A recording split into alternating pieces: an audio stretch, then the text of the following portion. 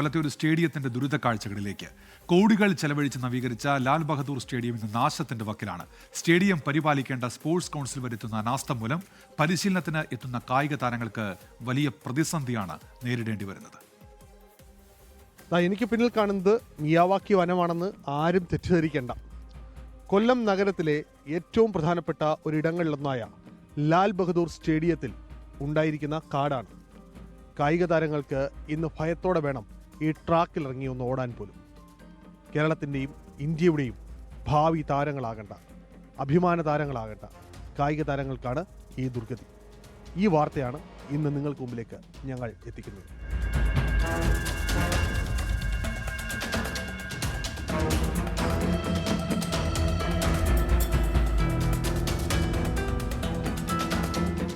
Santhosh trophy football അടക്കമുള്ള മത്സരങ്ങൾ നടന്ന വേദിയാണ് ഇന്ന് കാട് മൂടിക്കിടക്കുന്നത്. സ്റ്റേഡിയമെന്ന് ഒറ്റ നോട്ടത്തിൽ പറയാൻ കഴിയില്ല. ഒരു ഭാഗത്ത് കോർപ്പറേഷൻ മാലിന്യങ്ങൾ കൊണ്ടിടുമ്പോൾ മറുഭാഗം കാട് പിടിച്ചു കഴിഞ്ഞു. സ്റ്റേഡിയം മൊത്തത്തിൽ കാട് പിടിച്ച് കിടക്കുകയാണ്. ഇവിടെ സ്പോർട്സ് താരങ്ങളാണ് മെയിനായിട്ട് ഇവിടെ ഇത് ചെയ്യുന്നത്. അവരുടെ സംരക്ഷണത്തിന് വേണ്ടിയെങ്കിലും ഈ കാട് വെട്ടി മാറ്റണം. അതിന് ബന്ധപ്പെട്ട അധികാരികൾ അതിനകത്ത് ഇടപെടണം. കോടികൾ ചിലവിട്ട് സ്റ്റേഡിയം നവീകരിച്ചിട്ട് മാസങ്ങൾ മാത്രമേ ആയിട്ടുള്ളൂ. നവീകരിച്ച ഭാഗം പോലും പരിപാലിക്കാൻ സ്റ്റേഡിയത്തിന്റെ ചുമതലക്കാരായ സ്പോർട്സ് കൗൺസിലിന് കഴിയുന്നില്ല. രാജ്യത്തിന്റെ അഭിമാനമാകേണ്ട നമ്മുടെ കായിക താരങ്ങൾ ഇവിടെ പരിശീലനം ചെയ്യേണ്ടത് ഭയത്തോടെയാണ്. ഈ സ്റ്റേഡിയത്തിന്റെ പിന്നിൽ കാണാം, നിങ്ങൾക്ക് കണ്ടാൽ അറിയാൻ പറ്റും. ഇത്രയും കാട് പിടിച്ച് ഇത്രയും അവസ്ഥയിൽ കിടക്കുന്ന ഞങ്ങളൊക്കെ രാവിലെ മുൻകാലങ്ങളിലെല്ലാം ഇവിടെ നടക്കാനും ഓടാനൊക്കെ വന്നുകൊണ്ടിരുന്നതാണ്. അന്നേരം ഞങ്ങൾ ഈ വരുന്ന സമയത്ത് ഞങ്ങൾക്ക് തന്നെ സേഫ് അല്ലെന്ന് തോന്നിയോണ്ടാണ് ഞങ്ങൾ ഇവിടുന്ന് ഈ നടത്തെ ഓട്ടോ ഒക്കെ മാറ്റിയത്. കാരണം എന്താണെന്ന് വെച്ചാൽ ഇത്രയും കാട് പിടിച്ച് കിടക്കുന്നുണ്ട്. ഇതിൻ്റെ ഇടയിലൊക്കെ ഇഴജന്തുക്കളാണ്.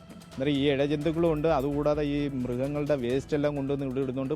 തെരുവ് നായ്ക്കളുടെ ശല്യമുണ്ട്. സ്റ്റേഡിയത്തിനുള്ളിലെ കാട്ടിൽ ഇഴജന്തുക്കൾ സ്വൈരവിഹാരം നടത്തുന്നു.